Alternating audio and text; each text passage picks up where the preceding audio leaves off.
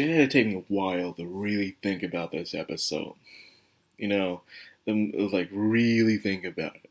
Because when I first watched it, which I did yesterday, I was satisfied. Like, really? This is how it is? According to Law Chan, no one is allowed to change.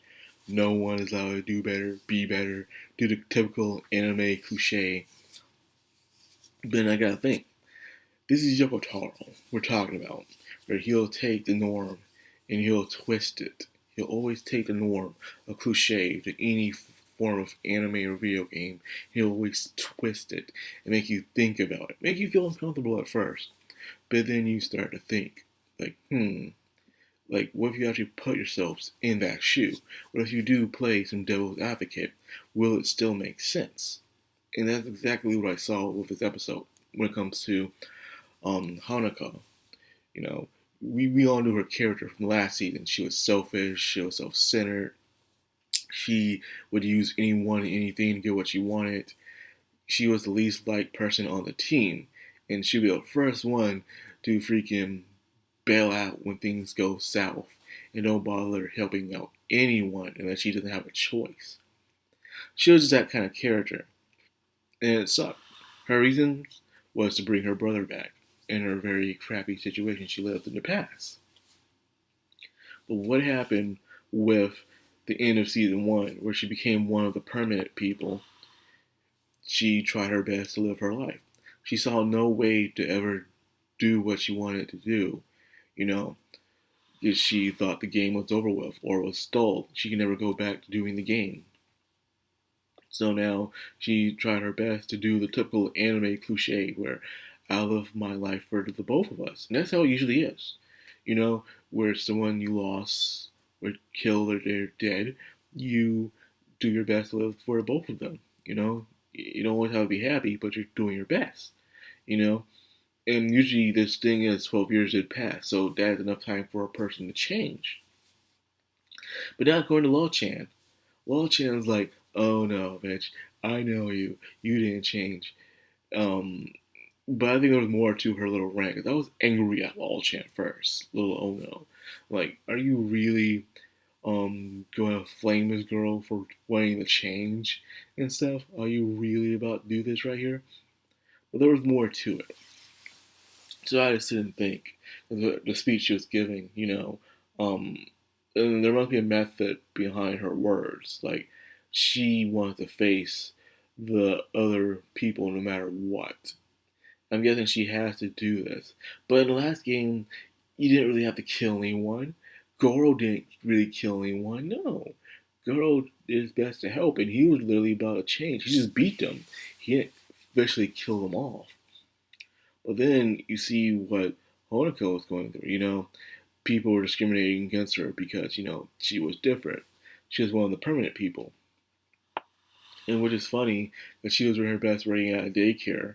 And then one of the parents was like, oh no, I'm not working here anymore because I just found out that you work here. And so she decided to take her child and leave and never come back.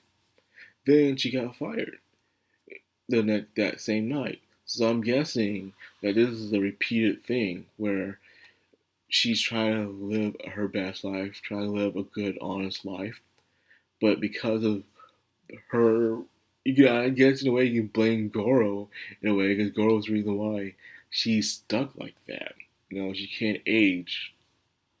So she's been fired plenty of times, laid off because of what she is, and people probably try to give her a chance, but it just wasn't enough. That must really suck. Which is funny, is I've heard plenty of times when people live in Japan, work in Japan, it's hard for them to get fired. In fact, they do their best to keep their employees on for eternity. I mean eternity. They make you stay until it's retiring time, which just ain't for a long time. They have a very they would rather live a very comfortable, low wage paying life than have a high wage and then you might just get laid off the next time that something goes wrong. That's what they usually do. They do their best to survive, even if it's in kind of a very straining and overbearing and exhausting environment. That's just how it is over there. I'm guessing it's because she's too different. They have no choice because they're losing too much money. She was probably new as well, so I'm guessing they let her go. But yeah, so it seems like no matter how hard she tried to live this honest life, it wasn't for her. I'm seeing her as a girl that would use whatever she can. If it wasn't for what was happening to her and she was grown up, she would have done whatever she can to trick people, to climb her way up a ladder, to be very smart and cunning, and be the self-centered, heartless person we all know she is. But thanks to the situation she has, she's no longer like that. And her saying that she gave up on her brother's wish, even though she had the chance to do it now, is kind of not true. She does want to bring her brother back, but doesn't believe she can. She wants to change, but the change is what she wants. So I'm guessing Law Chen was like, hey man, I gotta fight you in order to win. But did you have to kill her? Did you really have to kill her? I was so shocked about it all because it's the first time where we see a very selfish, rude character who changes for the better, and the main character is like, nope, no change here. You're a douchebag to the very end. Like, geez, I don't think it was really her changing her personality that made Lo Chen upset, but it was her giving up on the wish. Because Lo Chen has been spending the past 12 years waiting for the game to reactivate, and she has never ever forgotten what she wanted to do. Her desire is strong to this day of what happened. So I'm guessing that's why she looks at Honoka and is like, there's no way your flares fully died. You only thought it died because you saw no chance. And she became an adult. So there must be one of the reasons why. But no, that's not the reason why. Now, one last thing I want to talk about, and that is the person that Lo Chen hangs around. The little kid, the one of the main characters. This entire time I thought he was a he. But no, it's a she. It's a she.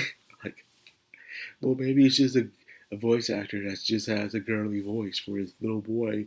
But no, it's a she. I'm like, I didn't know.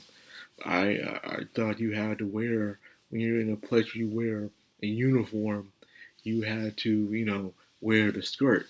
But she didn't have the skirt. So I'm like, okay, that's different. That's very different. So it's two girl main characters. Okay. This entire time I was a boy, or a very feminine boy, because he's so young. I was wrong.